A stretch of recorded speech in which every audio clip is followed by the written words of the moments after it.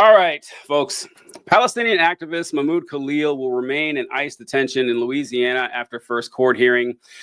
A prominent Palestinian activist named Mahmoud Khalil will remain in ICE detention facility in Louisiana. They have him in fucking Louisiana. Isn't he from New York?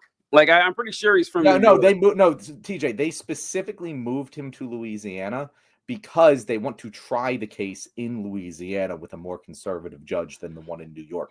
And their reasoning for this, TJ, I can't make this up, is, well, he's in Louisiana, so we should try him there. Okay. After they moved him to Louisiana. Actually, I think I read that in this article here. Let me see if it's the one I saw.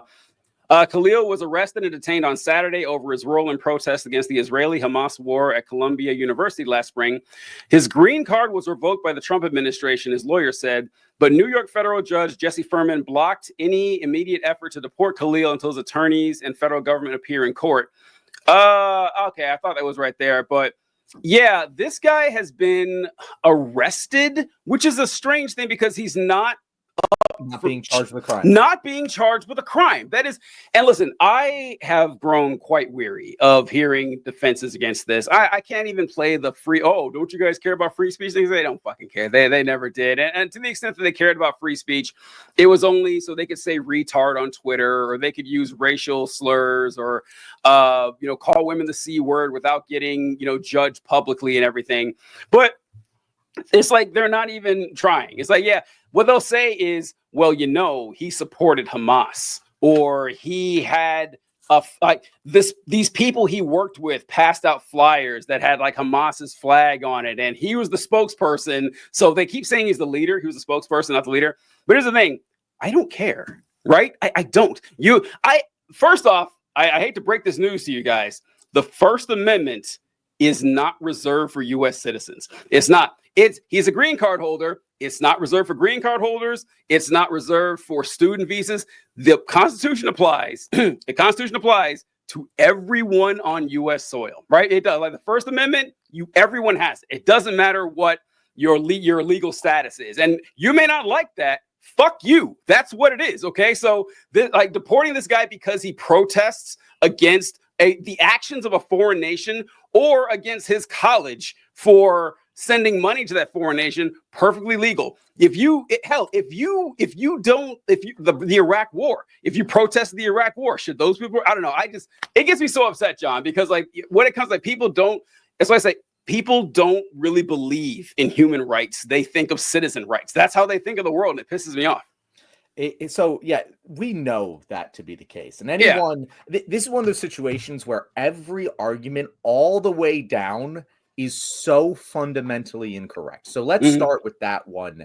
He's not a U.S. citizen. He doesn't have freedom of speech. First of all, that's not true. Just legally speaking, that's not what the case is. Second of all, why the fuck shouldn't he have freedom of speech? Why should you deny anyone? Why do you want to deny any soul on this planet the freedom of speech? To me, that's one of the most fundamental American concepts that there are. You are free to criticize the U.S. government as much as you want. Fundamental to our society. And if we can start deporting people, and again, not for committing a crime. There's been no crime charged. Donald Trump has not said he has committed a crime. He is saying that we have the right to deport any legal resident of the United States if they speak out against our foreign policy, because it's detrimental to our national security to be having them doing that. That is the argument that he is making. Mind you, Khalil is the father of, his wife is 8 months pregnant. His son is going to be an American citizen. And if you're a Republican, you believe that 8 month fetus is an American human citizen. And Donald Trump is ripping this American's father away from him because they spoke out against Donald Trump. It's fucking wrong. It is wrong on every level. And then if you go down a level, TJ, if you go down a level and you say, oh, well, the executive has the right to enforce national security interest if there is a foreigner who is conspiring with a foreign terrorist organization to spread propaganda here, then the executive should be able to deport them for national security reasons. Okay. we are not at war with Hamas. Hamas has never attacked America. This is not a terrorist organization that we fear our security from. It just is not one of them. There is no evidence presented that he has colluded with Hamas. We're just supposed to take this at face value. That doesn't make any sense, because that means he can just make shit up about anyone and not have to present evidence and just deport them. That's wrong too. And oh God, the thing that frustrates me, TJ, I don't know how you've been thinking of this, but it's like we are very quickly losing the separation between Trump is deporting me. Like we are very quickly removing buffer zones to I'm going to start detaining American citizens for their speech. And I want any conservative who is arguing with us at this point to recognize that we have legitimate fear that the U.S. government is going to detain us for our speech. And if you voted for that, you voted. And again, he was explicitly clear about this in the fucking GOP party platform that he did not specify U.S. citizens. He said protesters on college campuses who are pro-Hamas, which he defines as anyone who is pro-Palestine, is going to be deported. Yeah. There is no reason to believe that he intends to stop at legal residents and not U.S. citizens. There's no reason for me to believe that. And my question to these people is, if you aren't going to stand up for this guy, why should I believe that you're going to stand up for me if it happens to me? I have no reason to trust you anymore. Yeah. This is it is frustrating. It's just an excuse. It's like I really like that you said that this is just people who fight in favor of the rights of Palestinians. Like Palestinians are a group of people whose humanity is denied on a daily basis proudly. Fuck them. Did you see Trump call Schumer a Palestinian? I know, yeah, as a pejorative? He's like, he's not Jewish, he's a Palestinian. Yeah. What is that supposed to mean other than a slur? That you're just using the word Palestine as a slur. Exactly. And it's so like, oh, anyone who supports in favor of Palestine say, well, hey, or honestly, just criticism of the Israeli government. Wow, I guess you're a terrorist now. You're a terrorist supporter. Or because like I like the fact that they're saying that, well, he's not being charged with a crime, but this has to do with him supporting anti-American activity or activities against America's interest. Subjective as fuck, right? There's 1,000 things you could say that are against America's interest or the national interest of the United States. If you just cast a net that wide, it could apply to anybody. And what you were saying there, John, about how the gap is just shrinking between every day about, oh, this is getting closer and closer to they can deport any of us because we say a lot of the same stuff. You know, it's like that meme says, if you don't think the government do it, they will. You remember how many Americans have been killed by drone strikes? By I know it happened once under Obama, where we had an American citizen who went to fight in Iraq or something like that on the side of ISIS, whatever, and they found him and had a drone strike on. It's like, wait, can you do that? Like, that guy's an American citizen. He can't, but he did. Who would stop him though? And so, like, yeah. If the government could do that, right, there's no reason to think they won't do something as paltry as deport you for what you say about, defending the rights of Palestinians who've done nothing wrong, right? I don't know. It's sad. It really is just kind of depressing. I'm glad you brought up the drone strike thing, TJ, because I had someone comment on one of my videos about this.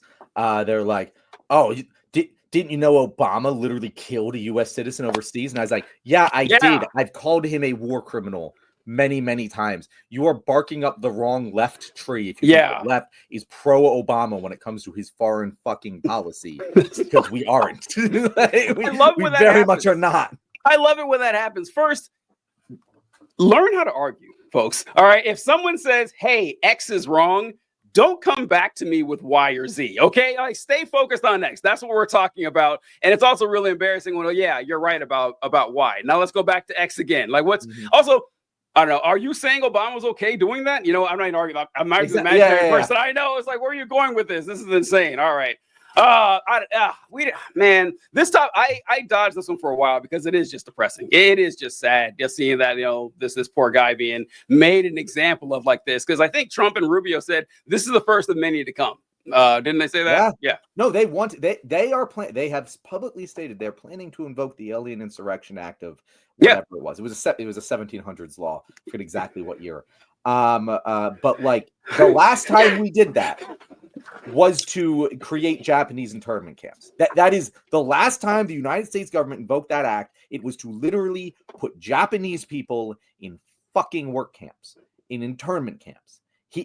That's what he wants to use this to do. He has labeled MS-13. Is that the one it is? MS-13 is a terror group. Yep. A couple Mexican cartels as terror groups. He is going to invoke the Alien Insurrection Act to have wanton detentions of Hispanic people, just like we did with the Japanese people during World War II. It was fucking wrong then, and it is fucking wrong now.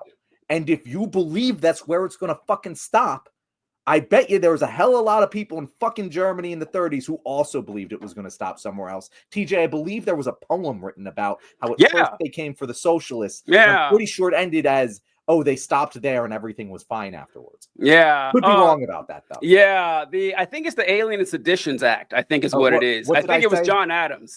He was the Alien Insurrection Act. I think it's sedition because I think Colby says 1798. It's been used 3 times. So the Alien Sedition Act, I'm pretty sure is President John Adams. Like, honestly, for the most part, if I'm looking at the career of John Adams, pretty good, especially for a guy, back in those days. Alien Seditions Act, John Adams made it illegal to criticize him as president of the United States. Like, yeah, these people being really mean to me in the press. And he started going after foreigners and people who were writing bad mark on John Adams' career. But yeah, I want to point that out there. So, okay. And by the way, Democrat did that with the Japanese people. And are you criticizing a Democrat, John? That's not what we do on the show. That's also funny too that they came with you for the Obama thing, like as if we don't criticize Democrats all the time. And this was a regular commenter of mine, and I was like, bro, you must know, this is not your first rodeo. When people first comment on my shit, I'm like, okay, I understand. You don't know who I am. You don't know my beliefs. This is a guy who comments on all my shit, and I was like, bro, I don't agree with that. We criticize Democrats so much it is damn near a language, so we can't stop, right? In fact, I've actually thought to myself of trying to dial it back a little bit, just a little bit on the criticism of Democrats, because look, I see it from the other side where people criticize those of us on the left. And it's like, all right, man, look, we are losing. Okay. We can't afford to do this circular firing squad all day long. We've got to learn from the Republicans and unite. But actually, John, you know what? This new thing they have here is actually a lot better than the old one. Like now that I know how to use it, it's actually a lot better. I like it a lot more. We got to hang back for 5 minutes after the show. Show me what you've learned. Yeah, it's actually a lot better. All right. We learned on the fly. You guys saw it in real time. Let's learn how to use this. There are people alive today who, as children, were placed in internment camps. They still remember. Yeah, we are what Ronald Reagan used to always say that. What did he say? Stuff like freedom is only one generation away from being lost, some shit like that. Looking back in time, the American government and fascist stuff, that our freedoms were limited very recently. When I was born, Black people had civil rights for 18 years. 18 years. When I was born, Black people had civil rights for 18 years. So yeah, this stuff's pretty recent. It's pretty recent. All right. I'm pretty sure it's 8% of the Black population in America was not born with equal rights. That's how crazy, how recent it is that this all changed. Both my parents are alive and well and very healthy, born in the heart of Jim Crow times. They didn't see equal rights until they were basically adults. My dad was an adult by the time equal rights hit. My mom would have been in late high school. And so, yeah, I don't know. It's kind of sad, but